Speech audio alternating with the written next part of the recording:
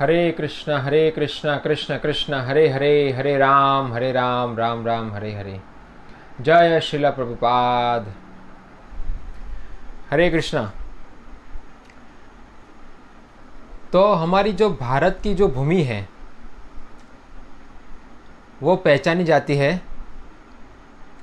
विविधता में एकता। ये यहाँ का सूत्र है, विविधता में एकता। के अलग अलग प्रकार के लोग भारत में वास करते हैं और सभी में एकता। ये सूत्र पुराना है, मगर ऐसा कुछ देखने को मिलता नहीं है, क्योंकि आज हम देख सकते हैं बहुत सारे लोगों ने एकता लाने का प्रयास किया। सबसे ज़्यादा सरदार वल्लभ भाई पटेल, उसके बाद बहुत सारे ऐसे नेता आए, मगर कोई एकता ला पाया नहीं, क्योंकि विविधता में एकता का जो सूत्र है, उसकी जो परिभाषा है, उसको समझना बहुत ज़रूरी है। अगर हम उसको समझ लेंगे तब एकता आ सकती है। मगर आज हम देख सकते हैं कि अलग अलग प्रकार के धर्म के लोग भारत में रहते हैं, मगर उनको ही खुद को धर्म की परिभाषा नहीं पता। इसीलिए एकता का कोई प्रश्न नहीं है, एकता नहीं आ सकती। जब तक हम लोग परिभाषा नहीं समझेंगे तब तक एकता नहीं आ सकती। हमारे वैदिक शास्त्रों के अंदर विविधता में एकता का सूत्र की परिभाषा बहुत ही स्पष्ट रूप से समझाई गई है, और विशेष तौर पे श्रीमद् भगवद गीता के अंदर स्पष्ट रूप से विविधता में एकता के सूत्र परिभाषा समझाई गई है। इसलिए हम देखते हैं कि एक उदाहरण के तौर पर हम देख सकते हैं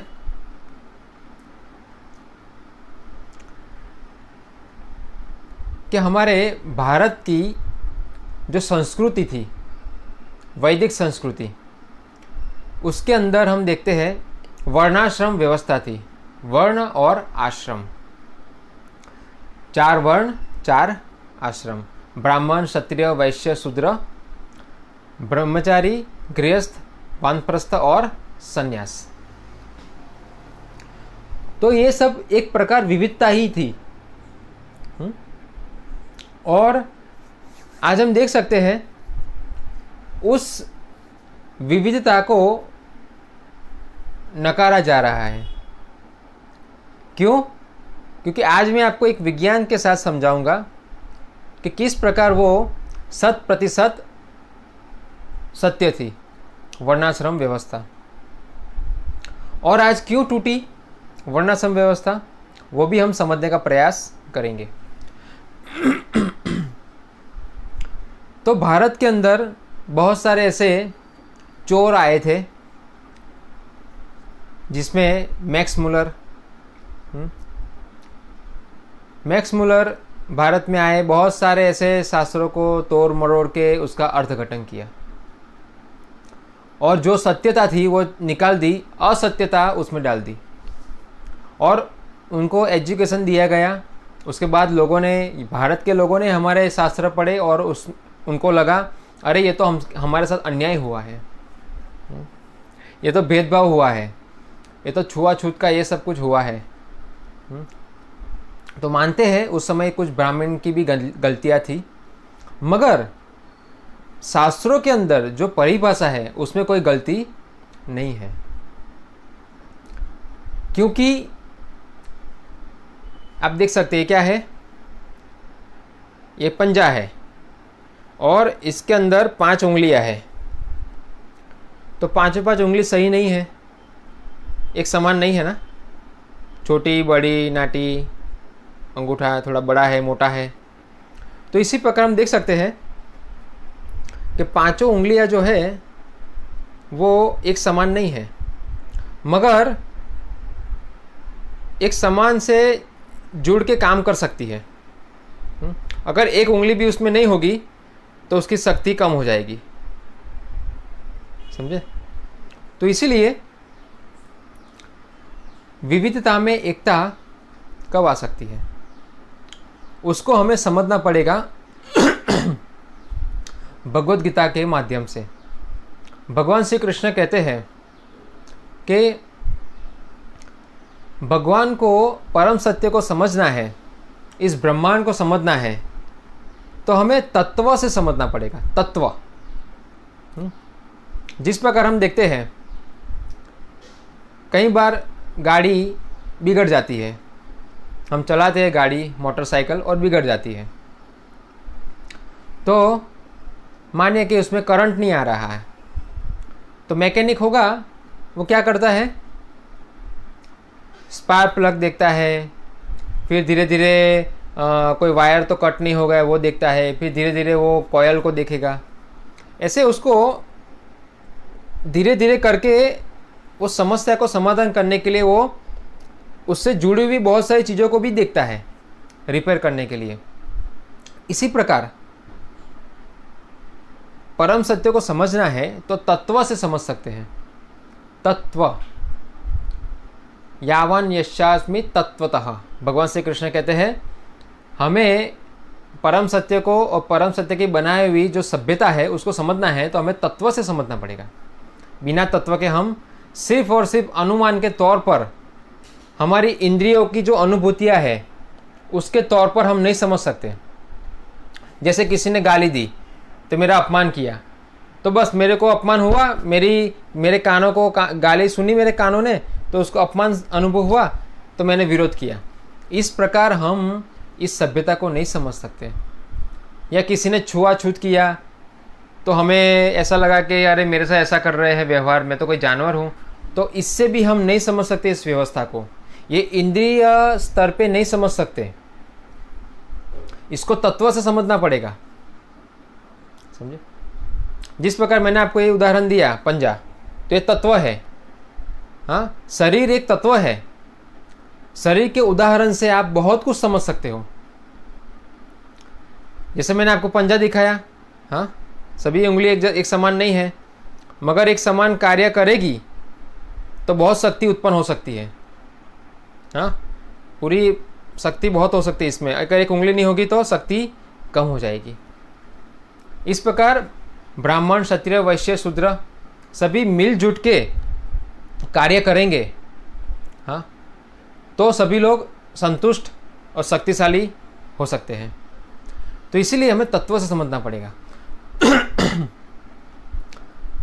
हम समझ सकते हैं कि जब अंग्रेजों का जब राज्य था,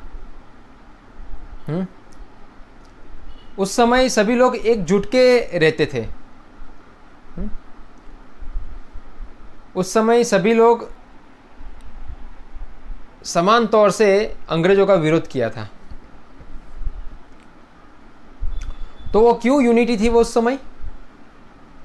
समय यूनिटी क्यों थी? क्योंकि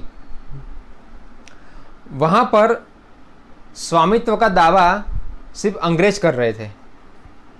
मैं स्वामी हूँ, हम राजा हैं, हम सब कुछ कर सकते हैं, हम स्वामी हैं, आप गुलाम हैं, इस प्रकार। तो सभी लोग इस प्रकार इकट्ठा होके, सभी मित्रता रख के और एक साथ में उनका विरोध किया। और जैसे देश आज़ाद हुआ, ऐसे तुरंत सभी लोगों के अंदर स्वामित्व की भावना आ गई।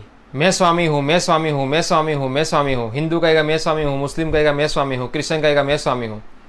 हाँ, इसको एक उदाहरण से समझ सकते हैं। जिस प्रकार ये मेरा शरीर है, इस शरीर के दो हाथ है, सर है, पैर है, ठीक है। इस उदाहरण से हम लोग समझ सकते हैं। तो हाथ काम करते हैं, सर काम करता है, पैर काम करते हैं। हाँ, किसके लिए? हाथ का स्वामी कौन है, सर का स्वामी कौन है, पैरों का स्वामी कौन है? ये सभी चीज़ हमारे जो अंग है एक स्वामी के लिए काम करते हैं। कौन है वो स्वामी? तो उसको कहते हैं पेट, उदर। तो सभी लोग पेट के लिए कार्य करते हैं। जैसे हार्ट भी काम करता है, कुछ उठाता है, पैर चलता है, सर सोचता है, तो सभी लोग कार्य कर रहे हैं और समान तौर से कार्य कर रहे हैं। और ये सब कुछ किसको अर्पण कर रहे हैं? किसको? पेट को, इसके जो स्वामी है उसको, पेट को। तो अगर ये सभी लोग पेट को अर्पण करेंगे, यानी जब सबको शक्ति चाहिए ना, हाथ को शक्ति चाहिए, सर को शक्ति चाहिए, पैरों को शक्ति चाहिए, तो हम खाना जो है, हाँ, मेहनत करके जो हम खाना इकट्ठा करते हैं वो खाना हम कहाँ देते हैं? हाँ, क्या हाथ ने जो काम किया वो हाथ ले लेगा, पैरों ने जो काम किया वो पैर ले लेगा, सर ने जो काम किया वो सर ले लेगा? हाँ, नहीं। खाना हमें एक ही मार्ग से देना पड़ेगा। काम हम अलग अलग तरीके से कर सकते हैं, मगर जब अर्पण की बात आती है तो एक ही जगह देना पड़ेगा। वो क्या है? मुंह। जब खाना हम मुंह में डालते हैं तो वो पेट में जाता है, और पेट में जाने के बाद जो स्वामी है शरीर का, उसको प्रसन्नता होती है। हाँ, तब शक्ति हाथों में भी आ जाती है, सर में भी आ जाती है, पैरों में भी आ जाती है। अगर हाथ विरोध करेगा कि नहीं, मैं खाना नहीं दूंगा मुंह में, हाँ, मैं स्वामी हूँ, शरीर का स्वामी पेट नहीं, शरीर का स्वामी मैं हाथ हूँ, शरीर का स्वामी मैं सर हूँ, शरीर का स्वामी मैं पैर हूँ, हाँ, तो अगर इस प्रकार ये सभी लोगों ने अपनी स्वामित्वता ले ली तो ये सभी लोगों को शक्ति नहीं मिल सकती। क्योंकि हम हाथ को खाना नहीं दे सकते, सर को खाना नहीं दे सकते, पैरों को खाना नहीं दे सकते, हमें खाना तो मुंह में डालना पड़ेगा। तो स्वामी को ही देना पड़ेगा। अगर हाथ स्वामी समझ ले अपने आप को तो वो मर जाएगा, उसमें कोई शक्ति होगी नहीं। इसी प्रकार हम समझ रहे हैं कि समाज के अंदर जो अधिकार के जो नारे लग रहे हैं, समान अधिकार, तो ये गलत है। अगर समान अधिकार आप चाहिए तो आप मुंह में खाना मत दीजिए, आप हाथों में खाना दीजिए। हाथ मेहनत करता है, हाथ को दीजिए, पैर मेहनत करता है, पैर को दीजिए, सर मेहनत करता है, सर को दीजिए। अगर समान अधिकार चाहिए तो इस प्रकार आप करके देखिए। अगर हो सकता है तो ही नारा लगाइए समान अधिकार का, वरना इसको बंद कीजिए। यह मूर्खता है और कुछ नहीं। सामान्य विचार है ये कि तत्व का मतलब शरीर एक उदाहरण है। ईश्वर ने हमें शरीर उदाहरण के तौर पर दिया है। ये सृष्टि है, एक उदाहरण है। इससे हम समझ सकते हैं परम सत्य की व्यवस्था को, परम सत्य के स्वभाव को। हाँ, इसीलिए हमें इस विज्ञान से समझना पड़ेगा। हम लोग मूर्ख की तरह अगर नारे लगाएंगे तो हमेशा समाज के अंदर अशांति फैली रहेगी। और आज हम देख रहे हैं अंग्रेजों के जाने के बाद ज़्यादा से ज़्यादा अशांति फैल रही है। क्यों? क्योंकि सभी लोग, हिंदू, मुस्लिम, क्रिश्चियन, दलित, आदिवासी, सभी लोग अपने आप को स्वामी समझ रहे हैं। इसलिए समाज के अंदर एकता नहीं आ सकती, कभी नहीं आ सकती। इस प्रकार एकता लानी है तो स्वामी को अर्पण करना पड़ेगा। तो पूरे समाज का, पूरे विश्व का, हाँ, सम्राट कौन है? सम्राट हमेशा एक ही होता है। जिस प्रकार शरीर के अंदर स्वामी एक ही है, पेट, बाकी सब उसके लिए कार्य कर रहे हैं। अगर वो सभी लोग एकजुट होकर कार्य करेंगे स्वामी के लिए तो वो स्वामी सबको संतुष्ट करते हैं। सोचिए। तो इसीलिए ये जो स्वामित्व की जो भावना है समाज के अंदर, इसको हटाना बहुत जरूरी है। आज सभी लोग एक दूसरे का विरोध करते हैं, मेरा धर्म महान, मेरा धर्म महान, मेरा धर्म महान। हाँ, मगर उसमें महानता जैसी कोई चीज़ नहीं है। हाँ, मांसाहार, नशा, व्यभिचार, जुआ, ये सब पापमय कृत्य वो लोग करते हैं और महानता के नारे लगाते हैं। फिर कैसे समाज में शांति आएगी? हाँ, कैसे आएगी आप बताइए। इसलिए हमें वर्ण व्यवस्था जो थी, वर्णाश्रम, उसको ठुकरा के बहुत बड़ी गलती की है, क्योंकि उसमें विज्ञान था। ब्राह्मण, क्षत्रिय, वैश्य, शूद्र, ये सभी वो परम सत्य के एक अंग है, और हर अंग अगर स्वामित्व के नारे लगाएगा तो वो स्वामी को हम अर्पण नहीं करेंगे तो कैसे खुश रहेंगे। जिस प्रकार शरीर का स्वामी पेट है, इस प्रकार ये पूरे संसार का स्वामी कौन है? भगवान है। गीता में श्री कृष्ण कहते हैं, मत परतरम नान्यत किंचित दस्ति धनंजय। हे अर्जुन, मेरे से ऊपर और मेरे समान और कोई शक्ति नहीं है, स्वामी एक ही है। इसलिए आज लोग जो समान अधिकार के जो नारे लगा रहे हैं वो एक नंबर के मूर्ख लोग हैं, और ऐसे मूर्ख लोग को समाज में ज़्यादातर कंट्रोल में रखना चाहिए। जिस प्रकार हाथ, पैर और सर अपनी मनमानी करने लगेंगे तो उनको खाना नहीं मिलेगा, उनको शक्ति नहीं मिलेगी, अपने आप वो ठिकाने आ जाएंगे और मुंह को खाना देना शुरू करेंगे, पेट में जाएगा, सबको शक्ति मिलेगी। तो इसीलिए हमें ये जो समान अधिकार वाले नारे लगा रहे हैं उनको समझाना चाहिए कि आप लोग धर्म पालन कीजिए, भगवत गीता पालन कीजिए, भगवान श्री कृष्ण की बात मानिए, अन्यथा समाज के अंदर किसी को किसी का अधिकार नहीं मिलेगा, बल्कि अगले जीवन में हम जानवर के रूप में जन्म लेंगे। आज तो जानवर तो है ही, स्वभाव से लोग जानवर ही है, मगर शरीर भी जानवर का मिलेगा अगले जन्म में। और अगले जन्म में भी हम जानवर का शरीर मिलेगा, तो यहाँ पर भी हम भौंकते रहते हैं मनुष्य शरीर में, और जानवर के शरीर में जाएंगे तब भी हमें भौंकेंगे। तब हम नारे लगाएंगे, मेरी गली में नहीं आने का, भौं भौं, मेरी गली में नहीं आने का, भौं भौं। तो इसका कोई अंत नहीं है। इसीलिए हमें मनुष्य जीवन मिला है, हमें इसको विज्ञान से समझना चाहिए। जिस प्रकार हम देखते हैं मेघ धनुष जो होता है, बारिश की ऋतु है, मेघ धनुष होता है, हाँ, तो मेघ धनुष के अंदर कितने सारे रंग होते हैं? बहुत सारे रंग होते हैं। तो देखिए, विविधता में समानता, सभी कलर इकट्ठा होते हैं तभी सुंदर लिखते हैं। तो विविधता जरूरी है, और हमें सबसे पहले यह समझना पड़ेगा, जब हम लोग समानता के नारे लगाते हैं तो सबसे पहले हमें सोचना पड़ेगा कि हर व्यक्ति का अपना एक अधिकार होता है, समझे? अपनी अपनी क्षमता होती है। जिस प्रकार ये उंगली है छोटी उंगली कितना वजन उठा सकती है उसकी क्षमता के अनुसार, और 2 उंगली करेंगे तो और ज़्यादा, हाँ, और ये उंगली और ज़्यादा, अंगूठा और ज़्यादा, सब में शक्ति समान रूप से नहीं है, सब में शक्ति अलग अलग है, अधिकार अलग अलग है। इसी प्रकार अधिकार अलग अलग है, मगर एक जुट के काम करेंगे तो बहुत भारी चीज़ उठा सकते हैं।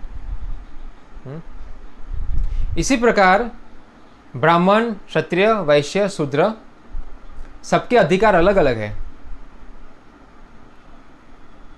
हम समझ सकते हैं सबके अधिकार अलग अलग है, मगर कोई ज़्यादा काम करता है, कोई कम काम करता है, ऐसा नहीं है। कई बार क्या होता है कि सर कम काम करता है, देखो पैर बहुत ज़्यादा चलते हैं, हाथ का भी काम पैरों से कम होता है, और हाथ से भी ज़्यादा काम कम किसके होता है? सर का। ऐसे लोगों की विचार होता है, मगर ऐसा कुछ नहीं है।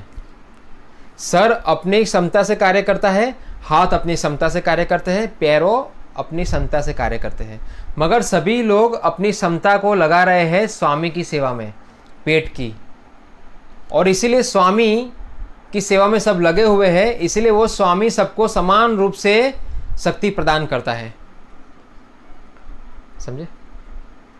इसी प्रकार हम समझ सकते हैं कि ब्राह्मण, क्षत्रिय, वैश्य, शूद्र क्षमता अलग अलग है, मगर कार्य सभी लोग कर रहे हैं स्वामी के लिए। कौन है स्वामी? भगवान श्री कृष्ण। अतः पुंबी द्विजम श्रेष्ठ वर्णाश्रम विभागशः स्वनुष्ठितम सद्धर्मस्य संसिद्धि हरितोषणम। देखिए, सभी लोग, ब्राह्मण, क्षत्रिय, वैश्य, शूद्र, सभी लोग एक साथ मिलकर भगवान श्री कृष्ण की सेवा कर रहे हैं, और ये चारों लोग मिलकर भगवान को अपनी क्षमता अर्पण कर रहे हैं। जो अपनी शक्ति है, अपनी जो स्किल है, हाँ, वो सभी, जैसे ब्राह्मण क्या करता है? पठन पाठन यजन याजन दान प्रतिग्रह। क्षत्रिय क्या करता है? रक्षा करता है समाज में, हाँ, जहाँ गलत हुआ वहाँ विरोध करेगा। वैश्य क्या करता है? वैश्य सबको फूड प्रोडक्ट सप्लाई करता है, कृषि, गौरक्षा, वाणिज्य, कृषि करना और पशुओं की देखभाल रखना। और शूद्र क्या करते हैं? शूद्र सभी वर्णों की सेवा करते हैं, बल्कि शूद्र बहुत ही स्पेशल है। क्यों पता है? शूद्र को सभी लोगों की सेवा करने का मौका मिलता है। सोचिए, ब्राह्मण, क्षत्रिय, वैश्य सबकी सेवा करने का मौका मिलता है। बहुत ही सौभाग्यशाली है शूद्र। सोचिए,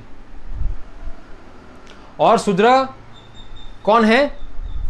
हाँ, जो विश्वरूप है भगवान विष्णु, उनके तलवे हैं। ब्राह्मण सर, क्षत्रिय बाहु, वैश्य उदर, और कौन है? शूद्र तलवे। भगवान के चरण हैं। आध्यात्मिक जीवन में सबसे पहला शरणागति क्या है? भगवान के चरणों की शरण लेना। देखिए, सबसे पहला आध्यात्मिक शुरुआत होती है भगवान के चरणों की शरण लेना। भगवान के दर्शन कैसे होते हैं? चरणों से होते हैं। हाँ, तो इसलिए शूद्र का सबसे पहला वैल्यू है समाज के अंदर। मगर आज के जो शूद्र है बिल्कुल मूर्ख है, बल्कि आज तो समाज में सभी लोग शूद्र हैं। मगर कोई दिक्कत नहीं है, कोई समस्या नहीं है। हमें विज्ञान से चलना है, विज्ञान से हमें परम सत्य को समझना है और उनको अर्पण करना है। आज समाज के अंदर भगवान को कोई कुछ अर्पण नहीं कर रहा है, इसलिए लोग शक्तिहीन हैं। हाँ, इम्यूनिटी पावर कम है सबका। हाँ, अगर सभी लोग शक्तिशाली होंगे तो इम्यूनिटी पावर बहुत ज़्यादा होगा, शक्तिशाली होंगे। इसके लिए मन को मजबूत बनाना बहुत ज़रूरी है।